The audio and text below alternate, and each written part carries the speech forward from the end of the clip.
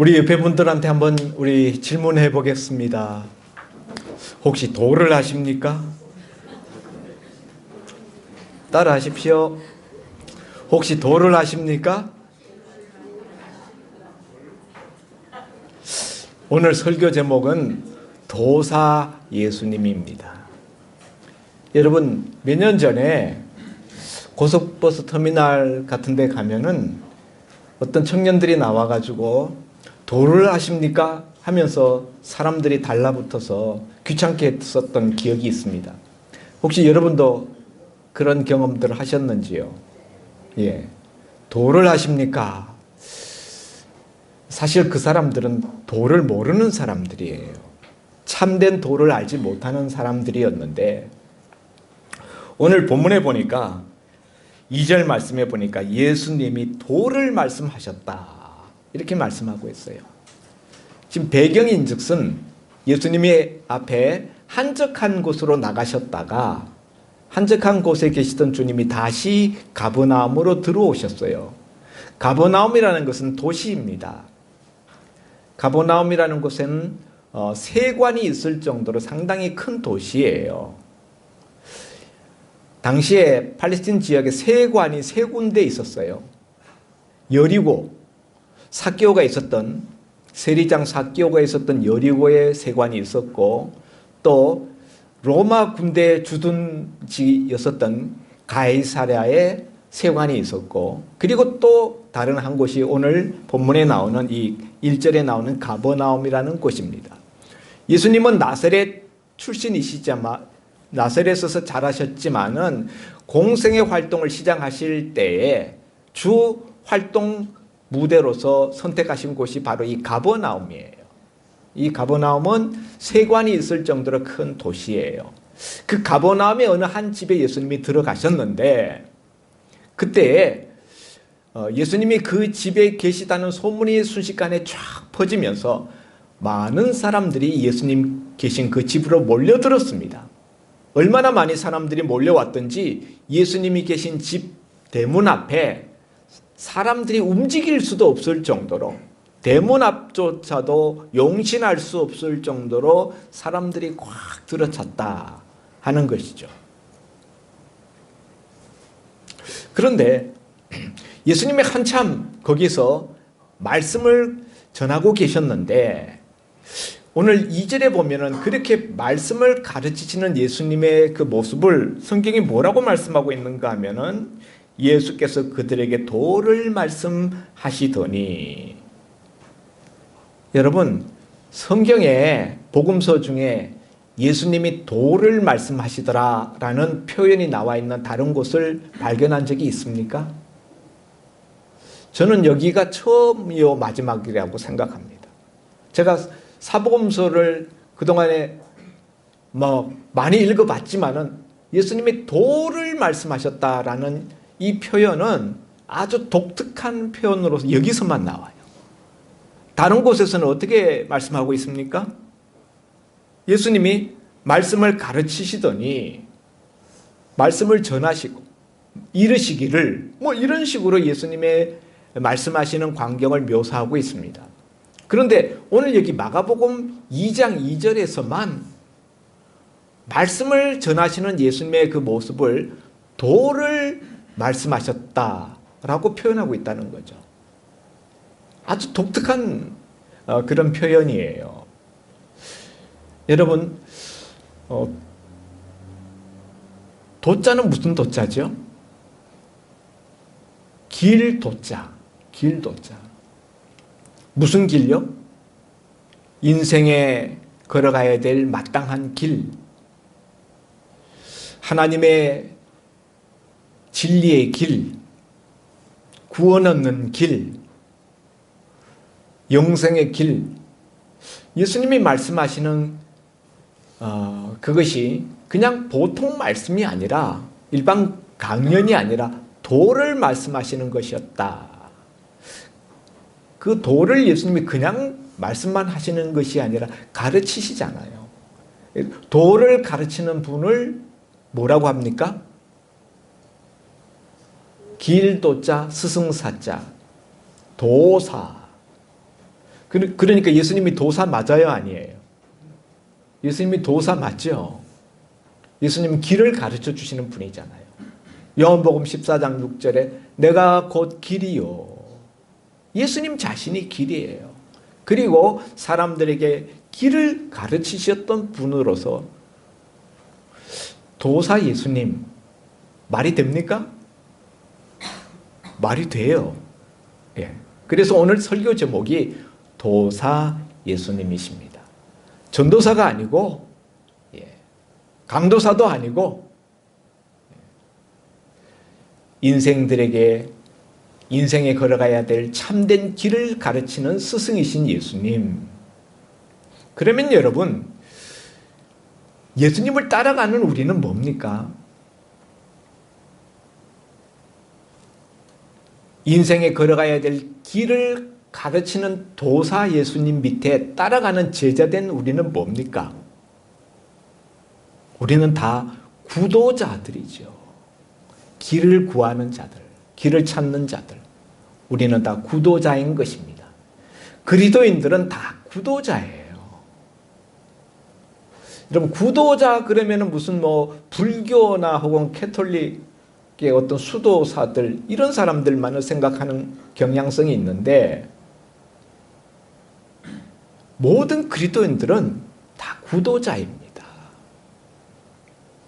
그런데 여러분, 오늘 예수님이 그렇게 사람들에게 도를 말씀하시는 중에 방해받는 일이 일어났어요. 한참 말씀을 전하시고 계시는데 갑자기 그 예수님 계신 그 지붕 쪽에서, 천장 쪽에서 꽝꽝꽝꽝 돌로 내리치는 소리가 나더니 막 지붕을 뜯는 소리가 나는 거예요. 팔레스틴의 지붕은 일반적으로 어떤 식이었는가 하면은 얇은 나뭇가지나 혹은 갈대 그런 걸 가지고 이렇게 쌀이 같은 걸로 이렇게 밑에다가 지붕 쭉 깔고 그 위에다가 진흙 같은 것들을 이렇게 그 위에다 얹어요. 그리고 그 위에 모래와 잔자갈 같은 것들을 뿌려가지고 그 위에다 롤러로 그걸 밀어요. 그렇게 하면 우리 마치 초가지붕 비슷하게, 그렇게 물론 우리 초가 같은 위에 지풀 있는 건 없습니다만 그런 식으로 슬라브형으로 지붕이 되어 있습니다. 그렇게 되어 있고 또 바깥 계단을 통하여서 그 옥상으로 올라가는 계단이 있었어요. 예수님이 한참 말씀을 증거하시는 중에 누군가가 그 천장을 뚫고 있는 거예요. 뜯는 것이 가능했어요. 우리처럼 콘크리트 지붕이 아니기 때문에, 흙지붕이기 때문에 뜯는 게 그렇게 어려운 건 아닙니다. 그러나 어쨌든 남의 집 지붕을 훼손시키면서 누가 그 지붕을 뜯어내고 있어요. 그러다 보니까 예수님이 말씀을 전하는 중에 회방을 받을 수밖에 없죠. 위에서 그거를 뜯는 소리, 그리고 흙과 먼지 이런 것들이 막 부서져서 밑으로 머리 위로 다 떨어지지 않습니까? 예수님의 말씀을 전하는데 상당한 회방을 받고 있습니다. 그러면 여러분, 예수님이 어떻게 해야 될까요? 지금 예수님이 정말 중요한 도를 그냥 강연을 하시는 게 아니라 정말 중요한 도를 말씀하시고 계시잖아요. 그런 순간에 이렇게 누군가가 와서 회방을 놓는다. 예수님이 계신 그 머리 위로 흙과 먼지가 막 떨어지고 그러면은 예수님이 뭐라고 말씀 한마디 하셔야 되지 않겠습니까? 여러분 같으면 가만히 계시겠습니까? 이게 도대체 웬 놈이냐? 누가 이렇게 말씀을 증거하는 이 중요한 시간에 이렇게 회방을 하느냐? 가서 회방하지 못하도록 하라. 예수님이 이런 말씀을 하셔야 되지 않겠습니까? 불평을 하신다든지 책망을 하신다든지 아니면 최소한 도대체 누군가가 이게 도대체 무슨 일이냐? 이거 도대체 누가 이런 짓을 하고 있느냐? 한마디 질문이라도 하셔야 될 그런 순간인데 예수님이 아무 말씀도 안 하시고 계셔요. 너무 이상하지 않습니까? 어떻게 이런 순간에 아무 말씀도 안 하시고 계시죠? 이 본문에 보면 예수님의 이상한 모습들이 많이 나타나요. 전에는 우리가 이 본문 말씀을 가지고 중풍병자와 들것을 들고 온 네 사람들을 주인공으로 해서 우리가 지붕을 뚫으라 라는 말씀으로 예수님 앞에 나올 때는 어떤 방해물이 앞에 놓일지라도 그것을 뚫고 나와야 된다 라는 말씀으로 우리가 은혜를 나눈 적이 있습니다만, 오늘은 예수님을 중심으로 해서 이 본문 말씀을 우리가 풀어보려고 합니다. 예수님이 이렇게 현저하게 회방을 받고 있는데 중요한 말씀 도를 전하고 있는 순간에 이런 회방을 받으시면서조차도 한 말씀도 아무런 질문도 불평도 책망도 하지 않았다는 사실이 놀랍습니다. 왜 그러셨을까요?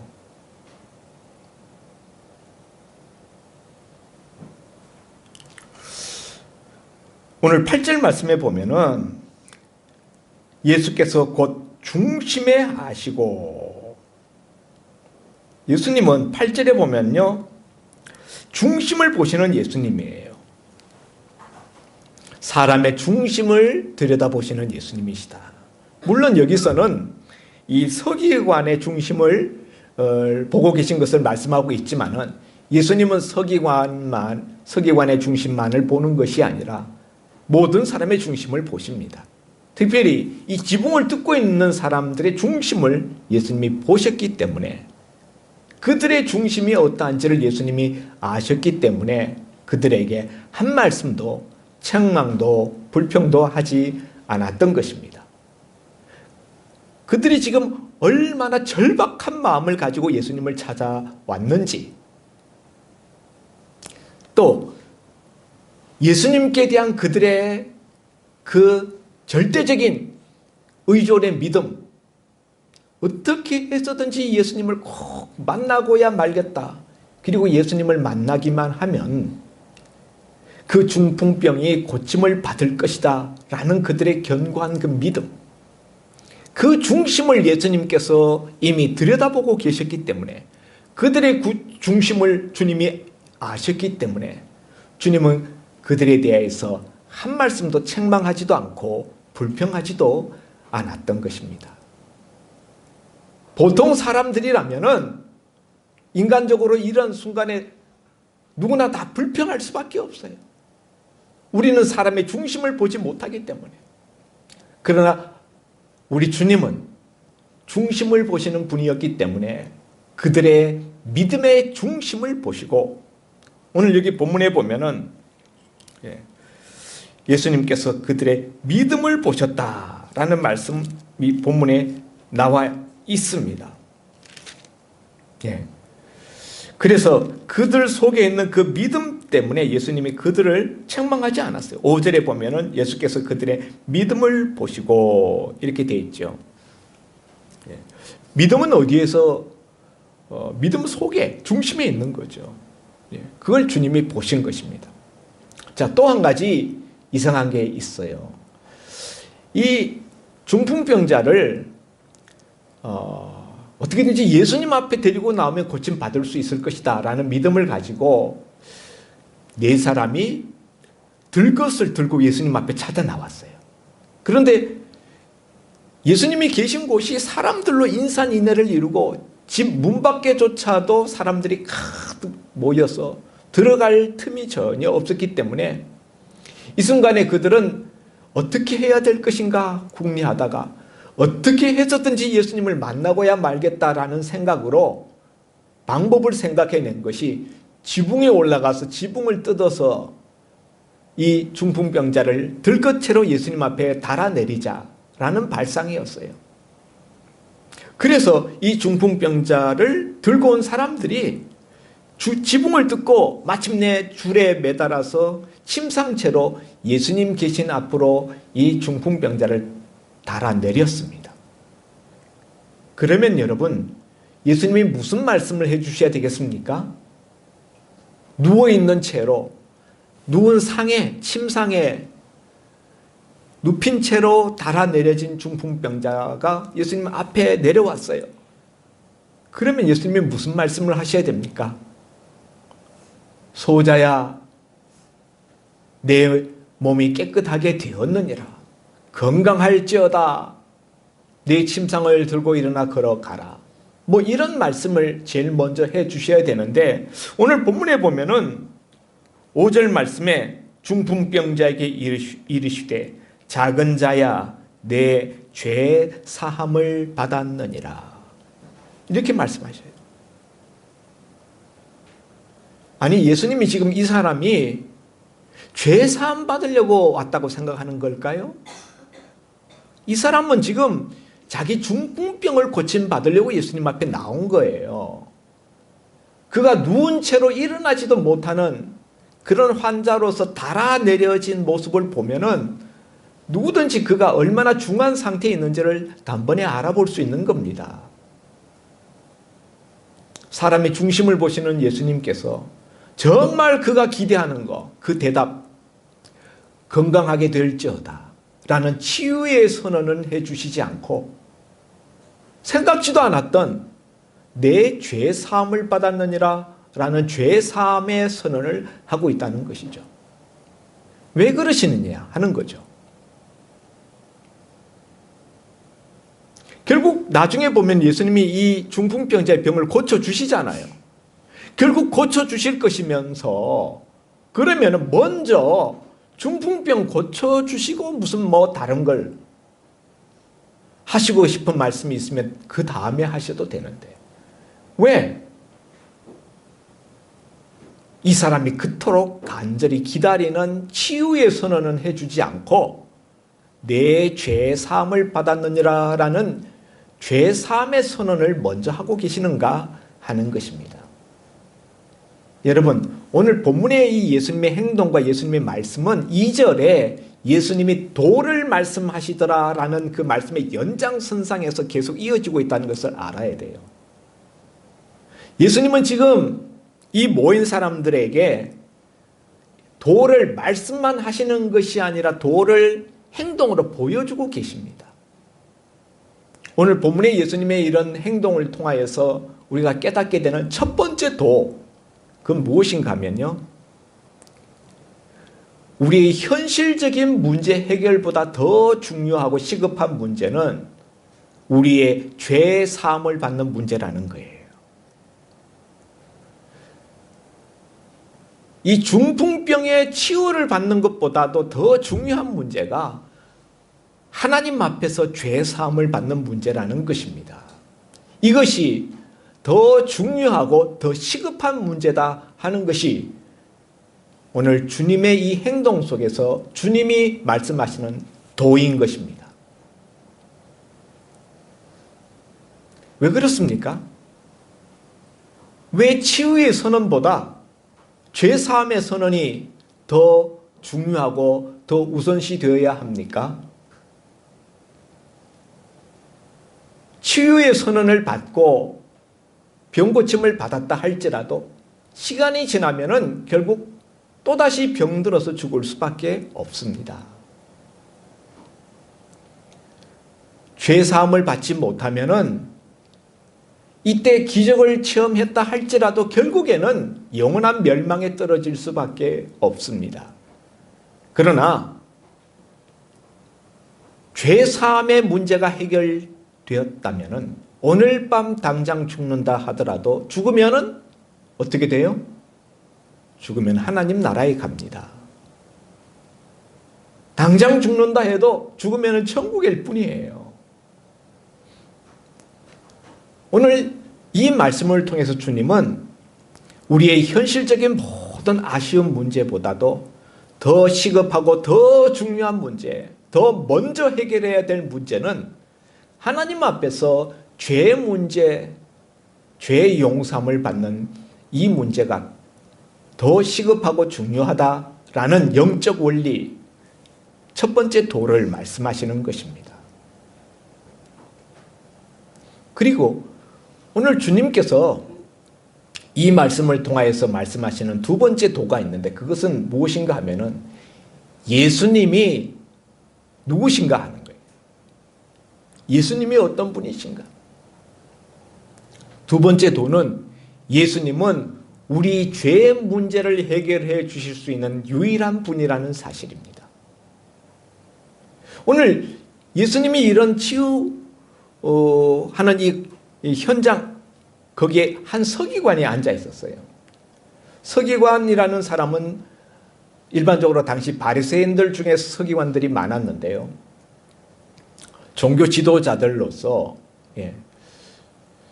아마도 예수님의 행동을 관찰하고 뭔가 조사하기 위해서 거기 앉아 있는 것 같아요. 그런데 예수님이 내 죄 사함을 받았느니라 이렇게 제1성으로 이 중풍병자에게 말씀하시자 속으로 이 사람이 마음에 생각했어요. 6절에 서기관이 거기에 앉아 마음에 생각하기를 이 사람이 어찌 이렇게 말하는가 신성모독이로다. 오직 하나님 한 분 외에는 누가 능히 죄를 사하겠느냐. 이렇게 속으로 생각했다는 거예요. 신성모독이다. 아니 사람이 어떻게 죄를 사할 수 있다고 저렇게 말하는가. 하나님 한 분 외에는 죄를 사할 수 있는 권세자가 없는데 이렇게 속으로 생각하셨다는 거죠. 그런데 예수님이 그 서기관의 속으로 생각하는 마음속 생각을 꿰뚫어 보시고 이렇게 말씀하셨어요. 어찌하여 이것을 마음에 생각하느냐? 중풍병자에게 내 죄 사함을 받았느니라 하는 말과 일어나 내 상을 가지고 걸어가라 하는 말 중에서 어느 것이 쉽겠느냐? 두 가지를 말씀하셨어요. 중풍병자한테 내 죄의 사함을 받았느니라 이렇게 말하는 것과 일어나 내 상을 가지고 걸어가라 이렇게 말하는 것, 이 두 가지 중에 어느 것이 쉽겠느냐? 어느 것이 어렵겠느냐라고 말씀하지 않고 어느 것이 쉽겠느냐 그랬어요. 이거 둘 다 하나도 쉬운 게 아니에요. 이거 둘 다 불가능한 겁니다. 말은요, 내 죄 사함을 받았느니라 말하는 게 쉽죠. 중풍병자한테 일어나 내 상을 가지고 일어나 가라. 그 자리에서 일어나서 가야 되니까 이거는. 그런 점에서 내 죄 사함을 받았느니라 말하는 게 언뜻 보기에는 쉽습니다. 그러나 여기 서기관이 마음속으로 생각한 것처럼 죄를 사할 수 있는 권세를 가진 분은 하나님밖에 없어요. 사실은 어느 게 더 어려운가? 죄 사하는 일이 더 어려운 거예요. 그렇다고 해서 중풍병자한테 그 자리에서 당장 일어나 걸어가라 라고 말할 수 있는 것도 그것도 불가능한 일이에요. 그렇게 할 수 있어야 그렇게 말할 수가 있는데 그 대답을 못하는 거예요. 그때 예수님이 그 중풍병자한테 내가 네게 이르노니 일어나 내 상을 가지고 집으로 가라 하시니 그가 그 자리에서 곧 일어나 자기의 침상을 들고 집으로 걸어갔다는 거예요. 곧 당장에 그 자리에서 벌떡 누웠던 침상에서 일어나서 자기가 누워져 있었던 그 침상을 자기 손으로 끌고 자기 집으로 갔다는 거예요. 세상에 이런 기적이 어디 있습니까? 그러니 사람들이 하나님 앞에 영광을 돌리며 우리가 이런 일을 도무지 보지 못하였다. 깜짝 놀랄 만한 일이 생전 머리털 나고 처음 보는 일이죠. 이 기적을 주님께서 일으키시면서 주님이 지금 뭘 입증하려는 겁니까? 예수님이 죄 사하는 권세가 있다는 것을 이 중풍병자를 그 자리에서 일으키심으로 보증하시는 거예요. 어느 게 쉽겠느냐? 죄 사할 수 있는 권세, 그것은 하나님밖에 없어요. 그런데 예수님이 지금 자신이 죄 사할 수 있는 권세가 있다는 것을 그 자리에 누워있는 중풍병자를 당장에 일으키는 기적을 통하여서 입증하심으로 결국은 예수님이 누구라는 이야기예요? 죄 사할 수 있는 하나님이시라는 거죠. 죄 사할 수 있는 권세를 가지신 분, 그분은 하나님밖에 없어요. 그런데 예수님이 죄를 사하셨잖아요. 죄 사함의 선언을 하셨잖아요. 이것을 통해서 예수님이 바로 하나님이심을 나타내고 계신다 하는 것이죠. 두 번째 우리 죄 문제를 해결할 수 있는 분은 예수님밖에 없어요. 그리고 그 예수님은 하나님의 아들이시요 또한 하나님이십니다. 이것이 예수님이 오늘 이 본문을 통해서 말씀하시고자 하는 두 번째 도인 것입니다. 그러면 여러분, 이런 예수님에 대한 말씀을 들으면서 그렇지만 주님, 그건 다 좋은데요. 그거 다 알겠는데요. 지금 당장 죽겠는데요. 지금 당장 중풍병 때문에 온몸에 욕창이 생기고 꼼짝달싹 못하고 누워서 대소변 보고 있는데요. 이 현실적인 이 어려움을 주님은 돌아보시지 않는다는 것입니까? 죽어 천국도 좋지만은 지금 이 땅에서 당하는 고난이 너무 큽니다. 우리의 현실적인 어려움도 돌아보아 주시옵소서. 이런 우리가 하소연을 할 수 있겠습니다. 그런데 주님은 우리의 영적인 문제, 우리의 죄사함의 문제만 관심이 있는 것이 아니라 우리 현실적인 문제도 주님께서는 돌아보신다는 사실입니다. 이것이 세 번째 도입니다. 예수님은 이 땅에 우리 죄의 문제를 해결해 주시기 위해 오셨어요. 그렇기 때문에 자신의 그 정체성, 자신의 그 사명대로 이 중풍병자에게 먼저 죄의 사함을 선언해 주셨지만은 그것으로 완전히 끝난 것이 아니라 그 이후에 이 중풍병자의 지대한 관심사였었던 자기의 질병의 문제, 치유의 문제도 주님이 해결해 주셨다는 사실입니다. 일어나 내 상을 가지고 걸어가라 라고 말씀하시므로 당장에 그 자리에서 그토록 그가 해결할 수 없었던, 그가 고민하였었던 그 문제가 해결함을 받았다는 사실입니다. 성도 여러분, 예수님은 우리에게 인생이 걸어가야 될 길을 가르쳐 주시는 스승님이십니다. 우리에게 구원의 길을 가르쳐 주시는 메시아이십니다. 인생의 참된 길은 예수님 안에 있습니다. 구원의 길은 예수님이 바로 구원의 길입니다. 아프리카에 선교사님이 그 오지에서 선교를 하고 계시는데 그 정글 속에 사는 원주민들 마을에 전도하러 가셨습니다. 그런데 그 원주민 가이드의 인도를 받아가지고 정글을 뚫고 나가는데 길이 없어요. 온 정글 밀림 속에 길이 없어요. 그래서 길이 안 보입니다. 그렇게 원주민한테 이야기하니까 그 앞서가는 원주민 그 가이드가 말하기를 내가 가는 곳이 곧 길입니다. 그러면서 칼을 가지고 그 앞에 정글들을 헤치면서 가는 거예요. 예수님은 요한복음 14장 6절에서 내가 곧 길이요 진리요 생명이니 나로 말미암지 않고는 내 아버지께로 올 자가 없느니라 라고 말씀하셨습니다.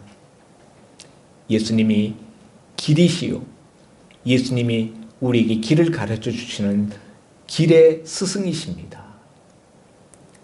우리도 그 예수님을 따라 길을 배우는 구도자입니다.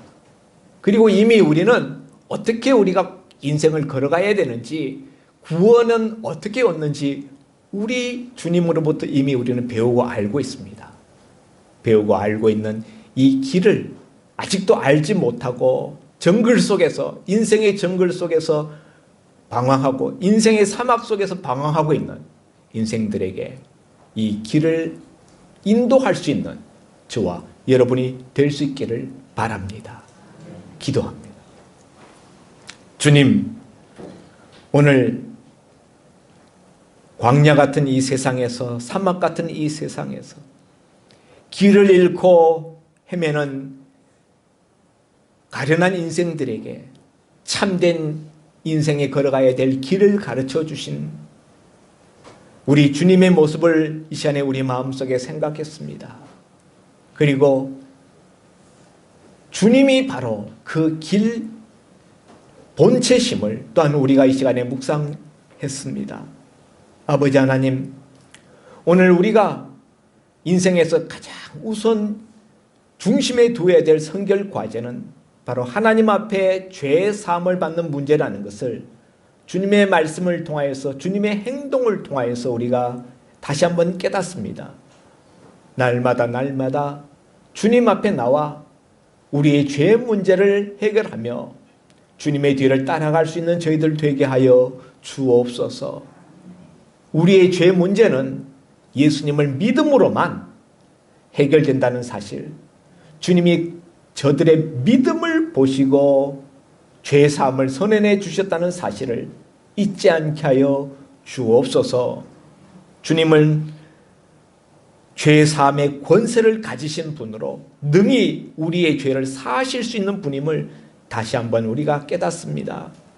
십자가 위에 친히 못 박혀 죽으심으로 말미암아 우리의 당할 모든 하나님의 저주를 대신 담당하시고, 그로 말미암아 예수 믿는 저희들을 하나님의 저주에서 해방받게 하시고 하나님의 구원의 선물을 받게 하신 우리 주님, 우리가 이 진리를 먼저 받았으니 아직도 이 구원의 진리를 알지 못하는 인생들에게 이 진리를 나누어 줄 수 있는, 이 진리 가운데로 인도할 수 있는 저희들 또한 다 되게 하여 주옵소서. 예수님 이름으로 기도하옵나이다. 아멘. 찬송가